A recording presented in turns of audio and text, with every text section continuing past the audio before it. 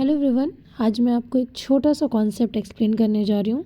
Transmission of impulses, मतलब impulses का transmission कैसे होता है दो न्यूरॉन्स के बीच में। पहले हम कुछ टर्मिनोलॉजीज़ के बारे में समझेंगे। सबसे पहले टर्म है एक साइनेप्स। साइनेप्स क्या होता है? Communication junction between two neurons. To neurons के बीच में जो कम्युनिकेशन जंक्शन होता है उसे ही हम साइनेप्स बोलते हैं। इसमें कोई भी साइटोप्लाज्मिक कनेक्शंस नहीं होता है। एक न्यूरॉन का एक्सॉन दूसरे न्यूरॉन के डेंड्राइट से कनेक्ट होता है। आपको पता होगा साइटोन तक इंफॉर्मेशन लाने का काम डेंड्राइट्स करते हैं और उससे दूर ले जाने का काम एक्सॉन करते हैं। इस तरह न्यूरॉन आपस में कनेक्टेड होते हैं। एक न्यूरॉन का एक्सॉन की मेम्ब्रेन दूसरे न्यूरॉन के डेंड्राइट्स की मेम्ब्रेन के पास स्थित होती है। सेकेंड टर्मिनोलॉजी है साइनेप्टिक क्लेफ्ट। साइनेप्टिक क्लेफ्ट क्या होते हैं? Gap between pre synaptic and post synaptic membrane.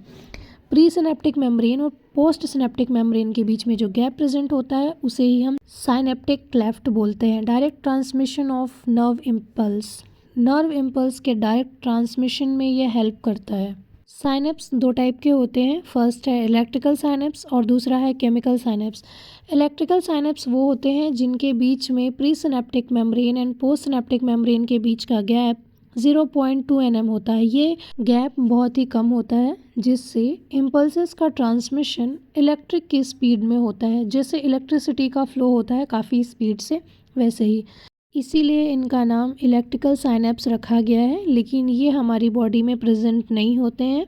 Second है केमिकल साइनेप्स। ये हमारी बॉडी में बहुत ज़्यादा पाए जाते हैं। प्री सिनेप्टिक मेम्ब्रेन और पोस्ट सिनेप्टिक मेम्ब्रेन के बीच में जो गैप होता है वो 20 nm का होता है। इसमें ट्रांसमिशन एक केमिकल के थ्रू होता है, इसलिए इसका नाम केमिकल साइनेप्स है। अब एक टर्म आती है साइनेप्टिक नॉब। साइनेप्टिक नॉब क्या होते हैं? आप लोगों ने एक्सॉन का स्ट्रक्चर देखा होगा, उसके जो टर्मिनल एंड होता है वो बल्ब लाइक स्ट्रक्चर होता है। ये बल्ब लाइक स्ट्रक्चर क्यों होता है? क्योंकि इसमें सिनेप्टिक वेसिकल्स प्रेजेंट होते हैं। अब सिनेप्टिक वेसिकल्स क्या होते हैं? सिनेप्टिक वेसिकल्स ऐसे वेसिकल्स होते हैं जिनमें न्यूरोट्रांसमीटर्स फिल होता है। ये न्यूरोट्रांसमीटर केमिकल मैसेंजर होते हैं। इसका एग्जाम्पल है एसिटाइल कोलिन। अब हमने जितनी टर्मिनोलॉजी समझी है उसे हम एक डायग्राम के माध्यम से समझने की कोशिश करते हैं कि इम्पल्सेस का ट्रांसमिशन कैसे होता है। इसमें दो स्ट्रक्चर हैं, एक है प्री सिनेप्टिक न्यूरॉन और दूसरा है पोस्ट सिनेप्टिक न्यूरॉन।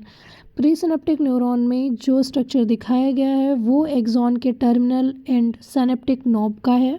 जैसा कि मैंने बताया था इसमें साइनेप्टिक वेसिकल्स प्रेजेंट होंगे। दूसरा है पोस्ट सिनेप्टिक न्यूरॉन, जो कि दूसरा न्यूरॉन के डेंड्राइट्स का स्ट्रक्चर है।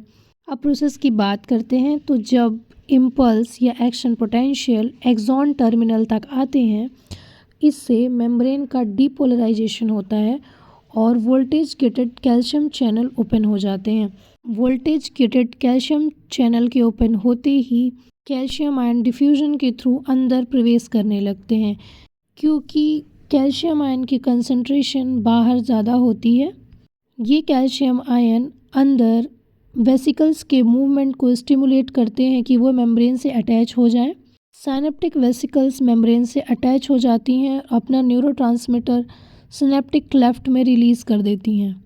ये न्यूरोट्रांसमीटर पोस्ट सिनेप्टिक मेम्ब्रेन के स्पेसिफिक रिसेप्टर से बाइंड हो जाते हैं।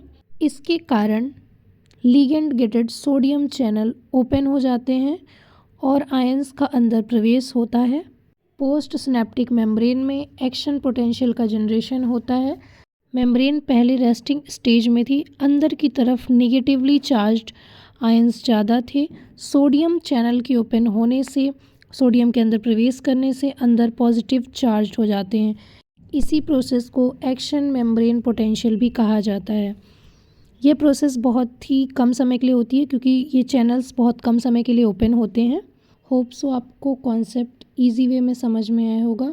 ये वही स्टेप्स लिखे हुए हैं जो मैंने अभी आपको बताया, आप इसे पढ़ लीजिएगा। मैं इसे एक बार समराइज़ कर देती हूँ कि सबसे पहले क्या होता है कि इम्पल्सेस आते हैं जिससे टर्मिनल में voltage gated calcium channels open हो जाते हैं और स्टिमुलेशन होता है सिनेप्टिक वेसिकल्स का मेम्ब्रेन की तरफ। ये सिनेप्टिक वेसिकल्स मेम्ब्रेन से फ्यूज़ होते हैं और अपने न्यूरोट्रांसमीटर को सिनेप्टिक क्लेफ्ट में रिलीज़ कर देते हैं। ये न्यूरोट्रांसमीटर पोस्ट सिनेप्टिक मेम्ब्रेन के स्पेसिफिक रिसेप्टर से बाइंड हो जाते हैं, जिसकी वजह से ligand gated sodium channel open होते हैं और आयंस की एंट्री हो जाती है। सोडियम आयन के अंदर प्रवेश से मेम्ब्रेन में एक्शन मेम्ब्रेन पोटेंशियल जनरेट होता है। इसे ही ट्रांसमिशन ऑफ इम्पल्सेस कहते हैं। मेरा आप सभी लोगों से एक क्वेश्चन है कि कैल्शियम चैनल्स को वोल्टेज गेटेड चैनल क्यों कहते हैं और सोडियम चैनल को लिगेंड गेटेड चैनल क्यों कहते हैं। अगर आप ऐसे ही इम्पॉर्टेंट कॉन्सेप्ट से रिलेटेड शॉर्ट वीडियो चाहते हैं तो कमेंट सेक्शन में ज़रूर बताइएगा।